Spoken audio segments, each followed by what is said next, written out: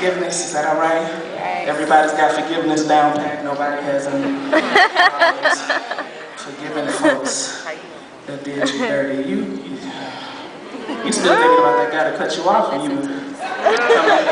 coming down bachelor's. Where did you even come from?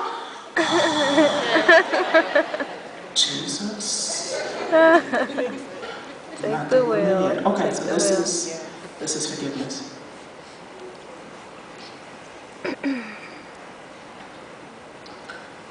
I should have written this a long time ago.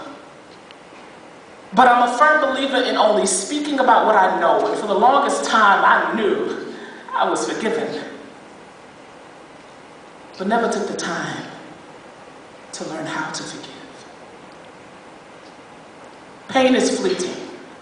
Inflicting its affliction during a chance meeting of emotion, reaction, and circumstance slightly slows the beating of speeding hearts for a few. Wish they were more forgettable moments, but the resilience of the human spirit is on it, constructed with an ample dose of move-on-ness. Yes. Hurt, however, has a tendency to take up residence. Find the deepest corner of the heart and mind to slowly take precedence of emotions, reactions, and circumstance. You see, pain is something you have. Hurt is something you are. And adding even more fuel to the flame, hurt has a face and a name. Wish they were more forgettable images displaying on the walls of the heart and mind, over and over of the wrongs performed against what was mine. You see, hurt is a dangerous little thing.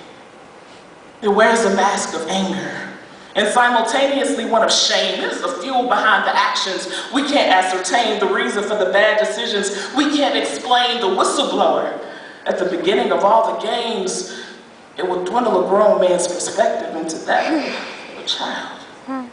Reduce a wife and mother to the mindset of when she was 5, much like a spirit. Hurt only needs one thing to survive: a host, somewhere to hide, something to feed off of to ensure it thrives. Now, how would I know about forgiveness and how to apply unless I had stared unforgiveness square in the eye? I made excuses for my ease of detachment. I said stuff like, I don't want to keep anybody around that don't want to stay. If they want to leave, I'll show them the way. Walls constructed in an attempt to protect me from being hit again. It seemed like I got burned every time I let anyone in. And you can only be hurt so many times and abandoned by kin and friends before you toughen up and develop thick skin. But are we tough enough to look within and not allow a protected heart to let bitterness sink in? It is a battle to accept apologies, then grin. But it is warfare not to receive them. And then forgive, as if the offending party isn't fully aware of what they did, and the very least they could do is make an attempt to make amends. There's a reason that few tears fell from my face when I saw him at his end. The obituary spoke highly of his life, but failed to shed light on what he kept dim. I didn't. Perhaps I was fixated on his absence. Had trouble wrapping my mind around how he could ignore the attachment. My eyes, rich skin tone and smile all match his. Now I'm a grown woman trying to retrieve the pieces so forgiveness can begin patching. At first, I was latching onto the false hope that the hurt would disappear like magic, but no sleight of hand or illusion can mask the turnaround and help and the action of asking. Fact is, holding a grudge is like letting someone live rent-free in your head. But if Jesus paid it all and canceled my debt, cashed the check that Adam wrote and offered new life in its stead, and I profess to be coupled with the carrier of the cross and a pursuant of the perfect purpose of the cost, I'll count the loss. But therein is gain, The release of these grudges brings cease to these refrains, the repetition of positions of hopelessness and abandonment.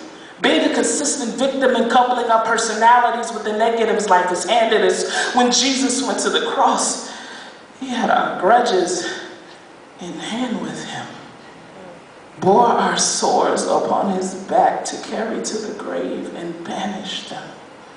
When the stone was rolled away, the Messiah had strolled away, but if Mary had ventured deeper into the tomb alongside our sin, she will have seen our hurt thrown away, not because it has no worth, but because his love loves the hurt away. So today, we have a choice to be content with being okay, or to live a life fulfilled with joy, to walk in Christ's example as we have our whole lives to live through, remembering that our own new life started with, I forgive you. Thank you.